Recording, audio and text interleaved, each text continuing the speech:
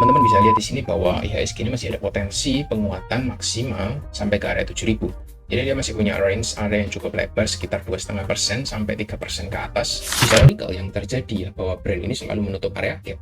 Kita bisa simpulkan bahwa brand ini punya chance atau potensi menutup area gapnya yang baru saja dibuat ya yang besar ini berpotensi ditutup dengan target di 8.000. Gitu. Tapi apakah betul ini menarik untuk di entry di harga sekarang? Jawabannya enggak. Kenapa? Ya itu tadi, dia sudah tutup gap, ada potensi dia koreksi dulu ke bawah.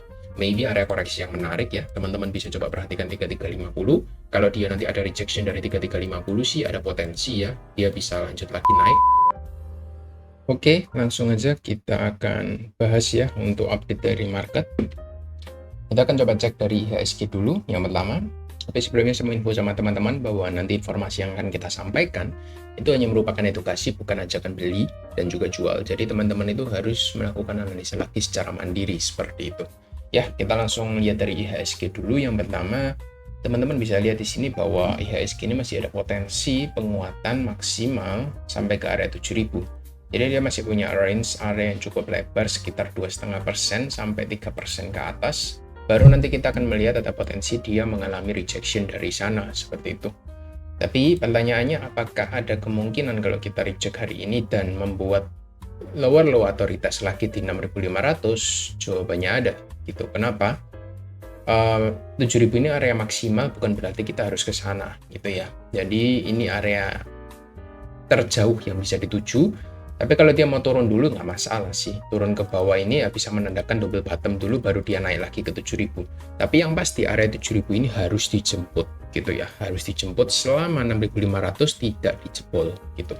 Jadi ada dua skenario-nya. Either dia naik ke 7.000 dulu baru membentuk double bottom turun ke bawah seperti ini ya.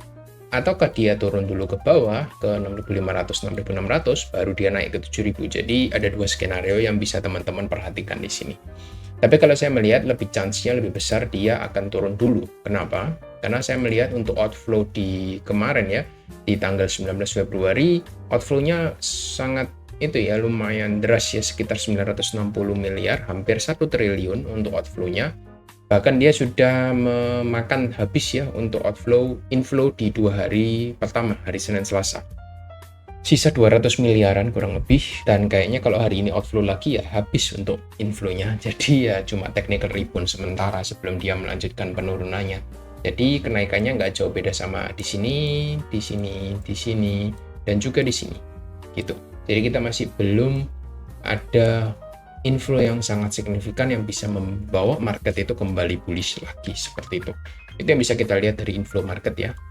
Lalu dampaknya apa? Dampaknya ya pasti saham-saham banking, terutama big banks ya, BCA, BMRI, BBRI dan juga BBNI itu menjadi tidak menarik ya. Bahkan teman-teman bisa lihat untuk BPCA sendiri jebol dari area support gitu ya. Potensi jebol dari area 9.000 dan membentuk lower low lagi ke bawah seperti itu. Jadi kurang begitu bagus untuk kita lihat untuk probabilitasnya saat ini lebih cenderung ke arah turun ya untuk IHSG-nya. Tapi yang menarik ya, dua saham yang akan saya bahas dari sini itu saham-saham Konglom Stock seperti biasa. Jadi kalau misalnya saham dari blue chip itu nggak menarik, Konglom Stock itu bisa menjadi second choice untuk teman-teman, bisa menjaga portofolio agar tidak minus atau bisa mendapatkan profit sedikit demi sedikit seperti itu. Kita akan coba bahas yang pertama, brand. Saya nggak akan bahas big banks ya, mungkin teman-teman tanya waktu live aja. Brand ini punya gap banyak ya, dan gap ini most likely akan ditutup ya. Teman-teman bisa lihat gap di sini, ini ditutup ya dengan kenaikan yang signifikan waktu dia konsolidasi. Gap di sini juga berhasil ditutup dengan sempurna. Lalu gap di sini itu ditutup tapi belum sempurna. Ya kurang lebih kayak gini. Nah, dia masih menyisakan sedikit area di atasnya. Tapi ya bolehlah kita bisa katakan tutup gap. Dan based on historical yang terjadi ya, bahwa brand ini selalu menutup area gap, kita bisa simpulkan bahwa brand ini punya chance atau potensi menutup area gapnya yang baru saja dibuat ya, yang besar ini berpotensi ditutup dengan target di 8.000 gitu. Apalagi kalau kita lihat untuk brand ini sebenarnya ada yang jaga ya, ketika dia naik, dia tidak dibiarkan naik terlalu tinggi di atas 10.000, tapi ketika dia turun selalu ada yang menampung atau menjaga harga untuk tidak drop lebih jauh seperti itu. Jadi brand ini masih dalam range konsolidasi yang besar kalau saya bilang ya, di area, nah kurang lebih di sini. Jadi dia akan bermain-main di area-area ini kurang lebih. Jadi di sekitaran 6.000 sampai 10.000. Jadi lumayan lebar, bisa teman-teman coba manfaatkan sebenarnya. Lalu yang menjadi menarik untuk brand ya, kalau teman-teman ikut di live streaming kemarin ya, saya baru bahas untuk brand ini sebenarnya time frame kecil membentuk channel. Teman-teman bisa coba cari untuk area entry-nya mungkin yang low risk ya, teman-teman bisa cari di lower channel-nya dengan target profit ya di atas upper channel-nya seperti itu. Tapi kalau teman-teman yang agresif entry ya, teman-teman boleh untuk entry di area middle atau area tengah-tengah dari channel ini seperti ini kurang lebih. Nah, seperti ini teman-teman boleh coba consider entry dengan stop loss-nya cukup ketat gitu. Tapi ya resikonya kalau entry di tengah-tengah ya sering kena stop loss. Saya sih kurang suka gitu ya. Better untuk wait and see dulu sampai dari area lower channel, baru nanti ada konfirmasi baru coba untuk entry seperti itu. Jadi kurang lebih seperti itu untuk brand. Target kita masih di area 7.500 sampai 8.000 ya di daily time frame-nya. Jadi masih sangat lebar dan teman-teman bisa manfaatkan sebenarnya untuk brand ini. Seperti itu. Ini kita bahas di luar dari inflow market ya. Untuk inflow marketnya kayaknya biasa bahkan cenderung outflow ya kalau saya lihat ya, distribusi besar. Jadi teman-teman harus analisis ulang lagi. Jangan sampai teman-teman tersangkut gitu ya, karena di brand ini sedang ada distribusi yang besar 250M gitu. Hopefully teman-teman bisa analisa ulang lagi. Saya hanya bahas secara inflow, bukan berarti secara teknikal ya, maksudnya bukan berarti teman-teman bisa langsung entry di saham brand ini gitu. Jadi seperti disclaimer awal, teman-teman harus analisa ulang lagi secara mandiri. Itu untuk brand idea pertama. Lalu idea yang kedua kita akan coba bahas Petro. Petro ini lebih bagus daripada brand ya.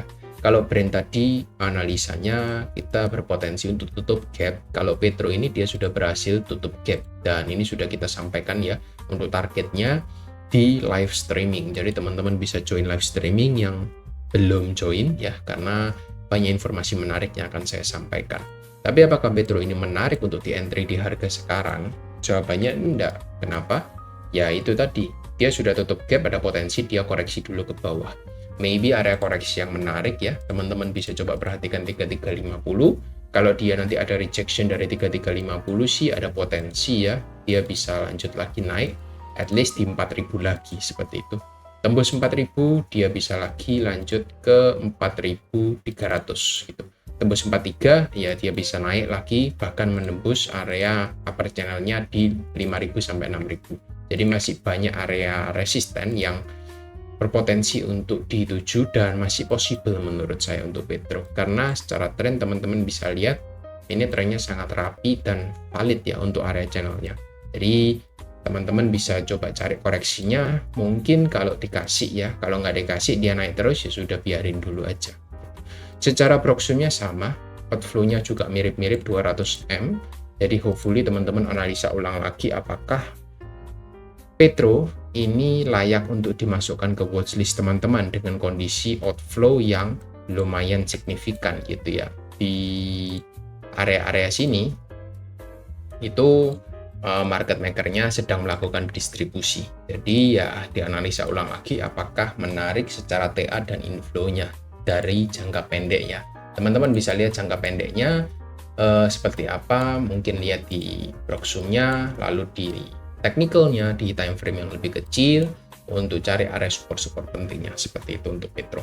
Tapi teman-teman sudah saya berikan untuk area-areanya, teman-teman bisa coba analisa ulang lagi. Apabila cocok ya teman-teman boleh pertimbangkan, kalau nggak cocok ya lupakan. Misalnya saya kurang suka untuk beli di harga terlalu tinggi ya, Petro ini kurang cocok untuk teman-teman karena dia membentuk high terus gitu, nggak ada diskon yang signifikan gitu ya. Bahkan teman-teman lihat ya, Petro dari bulan Agustus aja dia sudah naik sebesar 400-500% gitu. Jadi ya sangat rawan untuk entry di saham-saham seperti ini yang sudah naik tinggi, tapi sebenarnya masih ada peluang yang bisa teman-teman manfaatkan dibandingkan kalau teman-teman harus entry di saham-saham yang downtrend gitu ya. Yang downtrend lalu belum ada inflow, lalu technicalnya ya kocok-kocok sideways, nggak ada volume, nah itu lebih baik cari yang saham-saham seperti ini gitu. Jadi itu aja bahasan dari saya hari ini untuk Petro dan Brent. Semoga teman-teman bisa dapatkan idenya dengan baik, dan kita akan bertemu di